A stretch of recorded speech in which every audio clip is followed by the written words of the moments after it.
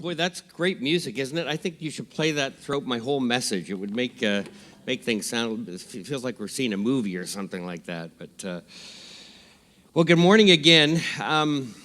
For those of you who have been here for a while this fall season, you know that for 11 weeks now, 11 count 'em weeks now, we began this teaching series, and we've called it Live Differently, the Life God Blesses. And it's based on the greatest sermon ever delivered. It's not my sermon. It's not Pastor Rob's sermon. It's the sermon of Jesus Christ as recorded in Matthew 5, 6, and 7.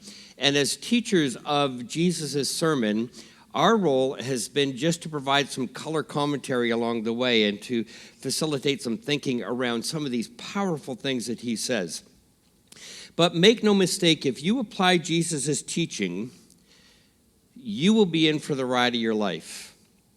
Because his way of life is so different than the way of life of this world. And it might seem like the way of Jesus is upside down when in reality it's right side up. And this is the lifestyle that Jesus calls us to, and these are the values in Matthew chapter 5, 6, and 7 that he wants you and I as his followers to embrace. And he begins with 8 powerful statements that act as the basis of this manifesto. We're going to do a bit of a review and then look at Jesus' summary statement before we really get into some of the Christmas themes in the next few weeks. But when I hear this sermon of Jesus, I actually must confess that my mind goes back to the movie The Matrix. Do any of you remember The Matrix? 1, 2, and 3? Yep. And it actually came out in 1999, so about 20 years ago. That's when we were first exposed to Morpheus and Neo and Trinity. And if you haven't clued in yet, that movie series actually has some profound spiritual analogies that are there, and it's kind of interesting to think about it. But it's just an illustration. In The Matrix, we have this scene here where Neo is sitting in front. I should ask, first of all, how many of you have seen the movies? Okay, so the majority of you have. So for those of you who have not seen them, you won't know what I'm talking about for the next minute here, but pay attention anyway. Neo is sitting in front of Morpheus, ready to leave his world of illusion. Do you remember that? And Morpheus says, in that beautiful voice of his, he says, I imagine that right now you're feeling a little bit like Alice, tumbling down the rabbit hole. I see it in your eyes. You have the look of a man who accepts what he sees because he's expecting to wake up. Ironically, that's not far from the truth. Let me tell you why you're here. You're here because you know something. What you know you can't explain, but you feel it.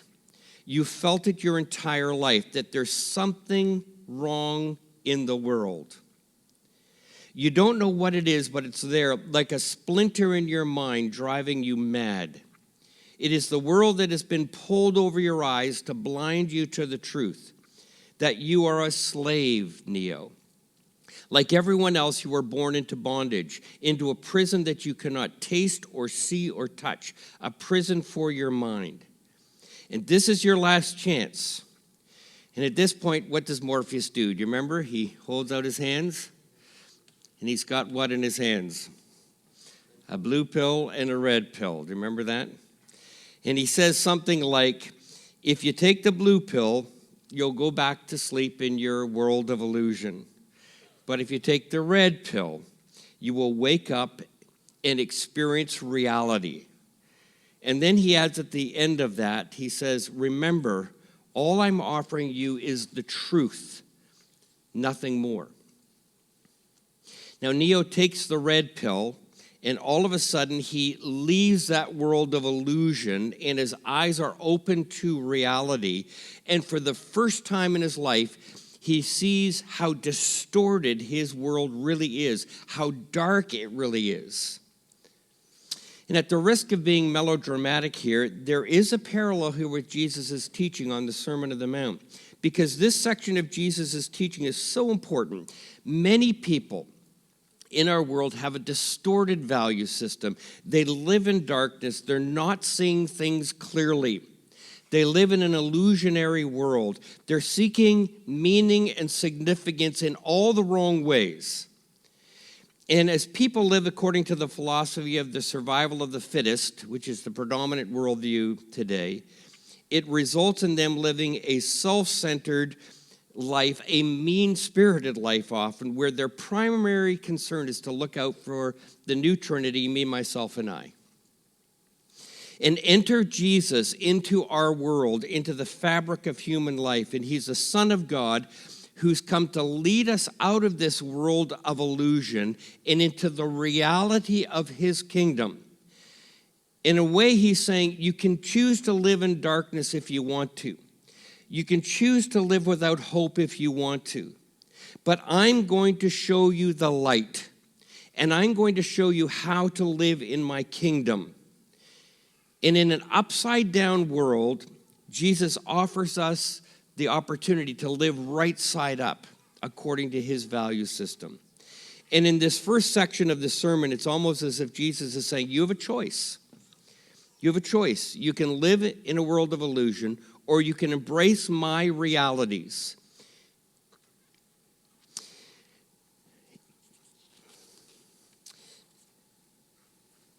I've given you a teaching outline there this morning, and if you don't have one, there should be one on a chair next to you, or ask someone to pass those to you.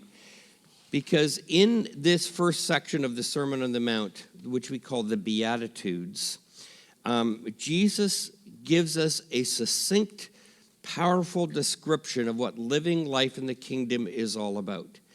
And in these opening statements of this sermon, I think he kind of rocks our world. And look at your teaching outline there. You know, our world says to be proud and self-sufficient, and Jesus says, no. That's not my value. Be poor in spirit. We come to God on our knees, or we don't come to him at all. Our world says, don't worry about your sin. Laugh at stuff if you want. Make fun of it if you want. Jesus says, no. That stuff is very serious. You'll be blessed if you cultivate a spirit of mourning and sobriety. Let your heart be broken over the things that break the heart of God. Our world says, stand up for yourselves. Look out for number one. Demand your rights. Pursue power. And Jesus says, no. That's not the way of my kingdom. You want to be truly happy? Be meek. Meekness does not mean weakness, does it? It means power under control. It means surrendered strength. Our world says if it feels good, do it. Satisfy any of the hedonistic values that you have. And Jesus says, boy, you're going to get into trouble if you do that. Instead, hunger and thirst for the right things. Receive God's righteousness and live daily in a righteous way. Our world says just look out for your own needs. Try to accumulate as much stuff as you can before you die. And only serve others if it's convenient for you. And Jesus says, no. If you see any situation that needs compassion and mercy, you step into that. If you see anyone in need, you walk towards that need. Don't walk away from that need. And that's so countercultural to the ways of our world. Our world says, fight for your rights. Our world says, dirty yourself up if you want. And Jesus says, no, don't do those kinds of things. You know, our world says, avoid pain at all costs and pursue pleasure. Don't stand out. Don't be different. Blend into the crowd. And Jesus says, you know, if people persecute you for your faith in me, remember that you're in good company. Because people persecuted the godly people in this world, and they persecuted Jesus Christ as well. Here we have a succinct description of the manifesto of Jesus, and this is how he wants his followers to live. And you all know that now, by now, if you've been here throughout the fall, because I know Rob has done a phenomenal job at teaching through these first 8 Beatitudes that we've taken a look at here. But here is a succinct description of how Jesus wants you and I as his followers to live. But here's why, because it is a succinct description of who Jesus is and what he is like, right? And as Christians, we are to be Christ's ones, right? Little Christ. We're to be like him. And here we have a wonderful description. And just by the way, it is the path to happiness, isn't it? The word blessed or blessed really means happy. Happy is the one who is this. Happy is the one who does that, as Jesus says here. Now, this is the end of the first section of Jesus' sermon. And before he goes into the next section on how to align our lives with kingdom priorities in practical issues such as divorce and adultery, he talks about worry, he talks about taking oaths, he talks about how you treat enemies, all sorts of Christian concerns that we're going to get into in the new year here. But here he stops and gives us a bit of a summary statement. But it's more than a summary statement. It's actually a pronouncement on us as his followers. And it actually is one of the most often quoted passages of Jesus here. Let's look at what he says. It's on your teaching outline. It'll be on the screen here as well. He says, "You are the salt of the earth. But if the salt loses its saltiness, how can it be made salty again? It is no longer good for anything except to be thrown out and trampled underfoot. You are the light of the world. A town built on a hill cannot be hidden. Neither do people put a lamp and put it under a bowl. Instead, they put it on its stand, and it gives light to everyone in the house. In the same way, let your light shine before others, that they may see your good deeds and glorify your Father in heaven." How many of you have read that before? Many of you have. It's a very popular expression of Jesus here. But he's saying to us, let me tell you why your role as my follower is so important in this dark world. God and the ways of God are not to be kept secret. They're not to be hidden. But rather, we as children of God are to reflect who he is in this world and what he's like, because the world desperately needs to know him. And Jesus never intended our faith to be private, did he? It's kind of interesting because I talk to people all the time who say, well, my faith is kind of a private thing. It's just a personal kind of thing. Well, Jesus never intended it to be that way. He always intended our faith to start privately but express itself publicly within society, within our families, within the workplace. Our faith is to be intentionally demonstrated to our families, to our relatives. Boy, that's hard, isn't it?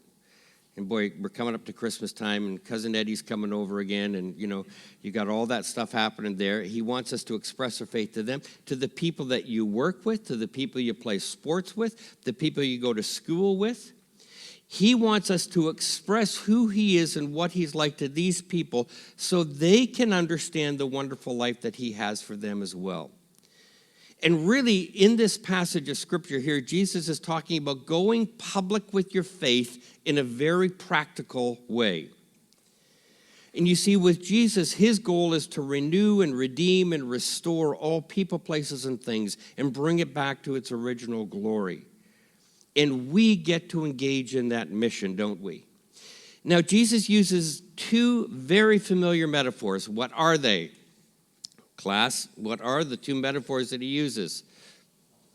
Yeah, it's on your teaching outline there. He uses salt and light, two very common things that he wants to use as an illustration. I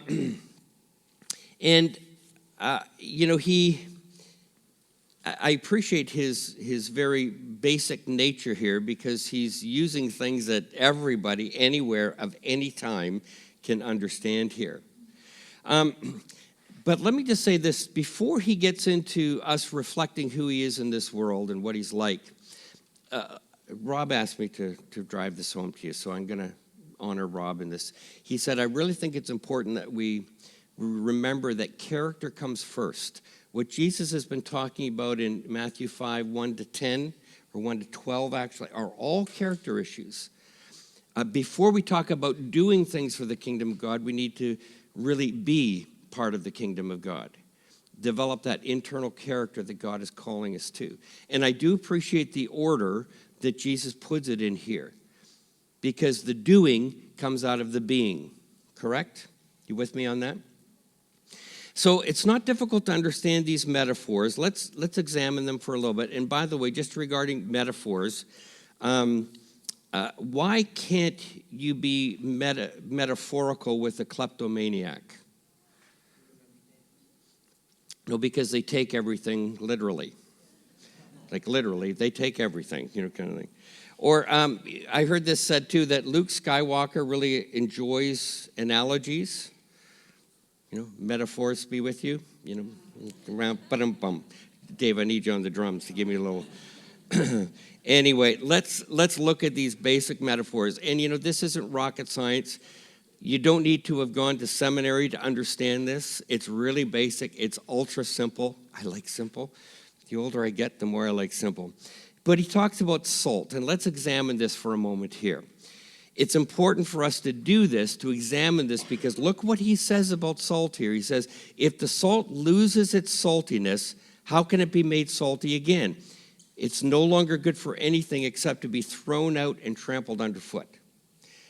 That tells me that we need to pay attention to what he's saying here. Now, what is the function of salt? Some of you are thinking right now, I hope they got a lot of it out on the roads, or I'm not getting home. But Jesus wasn't thinking about salt in that regard, because he was in the Middle East and they didn't have snow there. They didn't need snow tires and all that kind of stuff. He was talking more about general uses of salt. And first of all, we see that salt is used as a preservative in order to prevent decay. That's what salt was used for. For example, people then and now would salt meat. Have any of you done that? Any hunters in the crowd? Or you'd salt meat. You rub salt into the meat, and it prevents decay. And as a result, you can leave that meat for weeks and weeks and months and eat it later on, because the salt combats the decay. It preserves the meat in that way. So what Jesus is getting at is this: just as salt preserves good things, and just as salt prevents decay, so I want you as my followers to preserve good things and prevent them from going bad in this world. And that's important because there is this drift towards evil for everything in our world. Have you noticed that? Everything God created is good. There's this pull towards evil to distort that and deteriorate that kind of thing. For example, think of sexuality. God created sexuality as something to be very, very good, right? Between a man and a woman, between a husband and a wife, he created that. But look at this deterioration of sexuality in our culture today. It's distorted, it's evil, it's bad, it's hurtful. There's all of those kinds of things that happen. Think of music as well. Music, again, was created as something to worship God with. You think of how deteriorating music has become, except bands in the 70s. That was a really good time, but Jesus says here, look at how things are deteriorating and decaying, and use your influence to step into that and preserve the good things he created. Prevent decay. So an application question, normally I save application for the end, but let's look at application for here right now. An application would be this: how am I, as a representative of God's kingdom, stepping into issues of our culture to preserve the good and prevent decay? And I think that's a good call to action for us. Let me ask you this: what deteriorated issues, decaying issues of our culture really bug you? Can I get a couple of responses? Some things, some examples of evil that you see out there, distortions that you see. What are some things that really bother you? Anyone? Abortion. Mm-hmm. That me first mentality. Mm-hmm. Pardon me? Yes, a lack of gun control. One more time. Oh, elderly abuse. Yeah, the older I get, the more important that is too. Any kind of abuse. We should be looking at things in our culture like that and realize that God is calling us to step into that to preserve things, to prevent decay, to keep those things from going bad. And you can see the correlation between what Jesus says about blessed are they that mourn, that have that seriousness to life.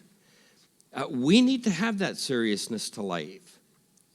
And we're happy, actually, when we do, because we're in line with God's kingdom. But there's a second use of salt here, too, and that would be to have it used to enhance taste, right? A little salt can bring out the taste of a meal. Do you find? When was the last time you were at the keg? Yeah, I don't go often. Just a quick story.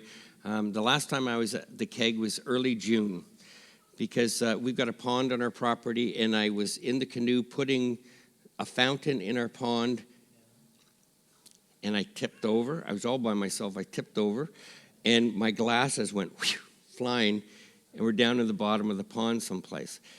And so I was kind of walking around blind for a bit. So I said to my son-in-law, Josiah, my new son-in-law, who owed me big time because I gave him my daughter, I said, could you bring your bathing suit over? Let's just try to find my glasses. Like, I know, it's about 6 feet deep. We're probably never going to find them, but, maybe we could try.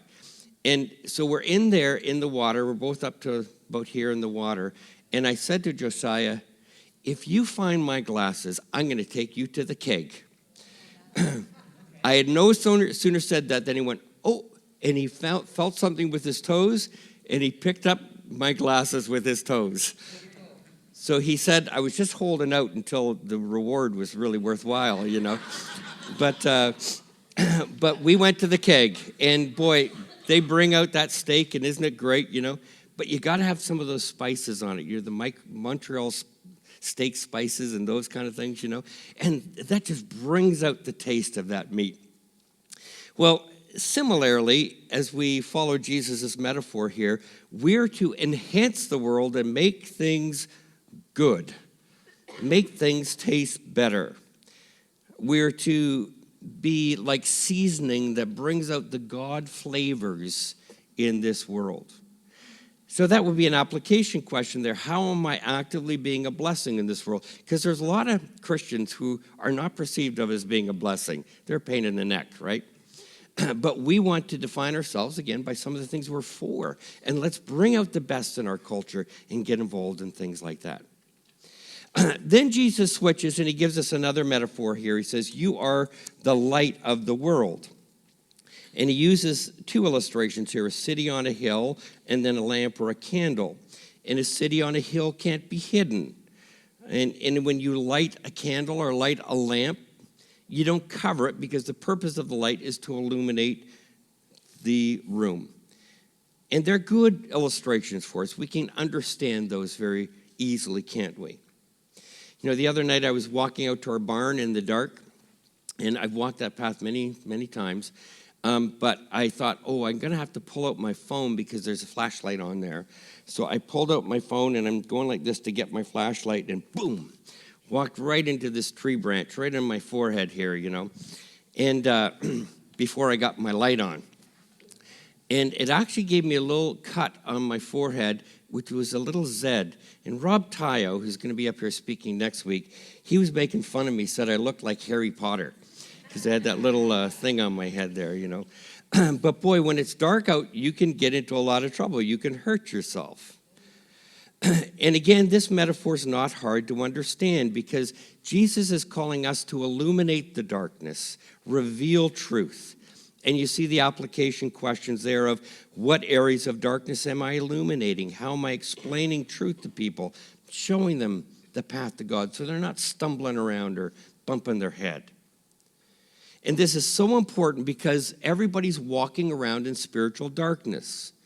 And how will they know God's truth unless we illuminate it for them?